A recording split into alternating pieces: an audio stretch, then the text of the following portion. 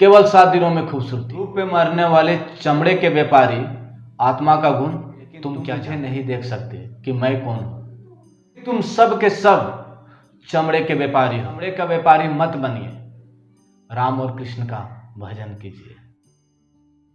सब सुंदर बनना चाहते हैं, सब खूबसूरत दिखना चाहते हैं। टीवी में प्रचार आता है ना कि आप हमारे प्रोडक्ट यूज कीजिए, आप हमारे प्रोडक्ट यूज कीजिए, हमारा प्रोडक्ट इन दोनों से बेहतर, केवल 7 दिनों में खूबसूरती, इस प्रकार के प्रचार आता है। सब खूबसूरत बनना चाहते हैं। खूबसूरती क्या है? सुंदर लोग किसे कहते हैं?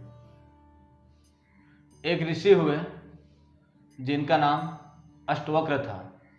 इनका शरीर 8 जगहों से टेढ़ा था। जब अष्टवक्र ऋषि एक सभा में पहुंचे तो सभा में उपस्थित जितने भी लोग थे सब इन्हें देखकर हंसने लगे, इनका मजाक उड़ाने लगा। अष्टवक्र ऋषि कहते हैं, रूप पे मरने वाले चमड़े के व्यापारी, आत्मा का गुण तुम क्या जानो।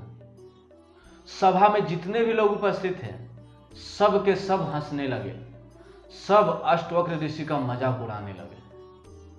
तब अष्टवक्र ऋषि कहते हैं, तुम मेरे टेढ़े शरीर को देख सकते हो लेकिन तुम मुझे नहीं देख सकते कि मैं कौन हूं, क्योंकि तुम सब के सब चमड़े के व्यापारी हो, इसलिए तुम्हें केवल शरीर ही दिखाई देगा। इस चमड़े का रंग ही तुम देख सकते हो, तुम मुझे नहीं देख सकते कि मैं कौन हूं। तुम केवल शरीर देख सकते हो, तुम आत्मा को नहीं जान सकते कि आत्मा दिव्य है, सनातन है, सतचित आनंद स्वरूप है। जब अष्टवक्र ऋषि उस सभा के बीच में उपदेश करने लगे तो सभा में बैठे जितने भी लोग थे सबकी आंखें खुल गई।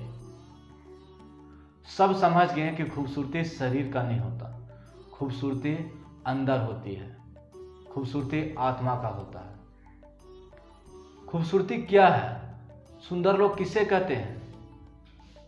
चलिए जानने का प्रयास करते हैं कि रामायण क्या कहता है। रामायण में कहा गया है, सोई पावन सोई सुभाग्य शरीरा, जो तनु पाए भजहि रघुबीरा।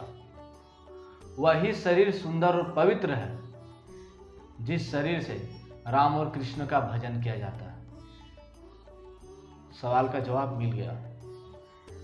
रामायण स्पष्ट कर रहा है, वही शरीर सुंदर है जिस शरीर से राम और कृष्ण का भजन किया जाता है।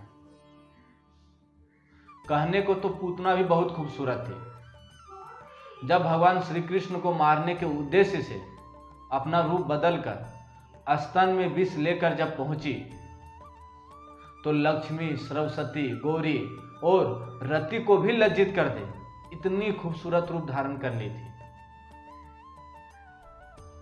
कहा तो ऐसा जाता है कि साक्षात लक्ष्मी नारायण से मिलने जा रही है, इतना खूबसूरत रूप धारण कर ली थी पूतना। लेकिन स्वभाव से कैसा था? राक्षस, राक्षसनी थी पूतना। हम शरीर की आकृति को देखकर यह तय कर लेते हैं कि यह इतना खूबसूरत है, यह इतनी खूबसूरती है। हम सभा में बैठे उस लोगों की दृष्टि से देख रहे हैं जो अष्टवक्र के टेढ़े शरीर को देखकर हंस देते हैं, लेकिन हम उसके अंदर के स्वभाव, उसके गुण, उसके अंदर की तपस्या, उसकी भक्ति को नहीं देख पाते हैं। केवल हम अष्टवक्र के टेढ़े शरीर को देख रहे हैं, उसके अंदर की तपस्या, उसकी भक्ति, उसके अंदर के ज्ञान को हम नहीं देख सकते। हम पूतना को, शरीर को, उसकी खूबसूरती को देखकर हम ये तय कर लेते यह इतना खूबसूरत है। नहीं, अष्टवक्र ऋषि भले टेढ़े थे, उनके शरीर में 8 जगहों से टेढ़ा था, लेकिन वो बहुत ही सुंदर थे, बहुत ही खूबसूरत है। क्योंकि उसके अंदर की तपस्या को देखिए, उसके अंदर की भक्ति को देखिए, उसका ज्ञान देखिए। क्योंकि यह बात रामायण भी कहता है कि उसके भजन देखिए।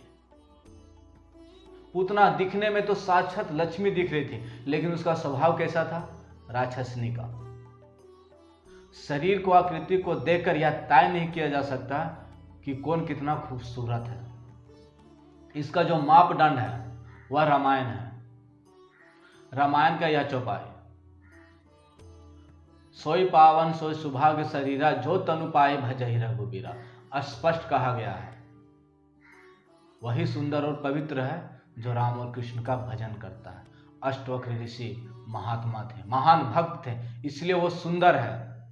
पूतना असुर है, इसलिए वह सुंदर होते हुए, भले ही शरीर से खूबसूरत हो, सुंदर हो, लेकिन उसका स्वभाव राक्षसनिक होते हुए भी वह सुंदर नहीं है।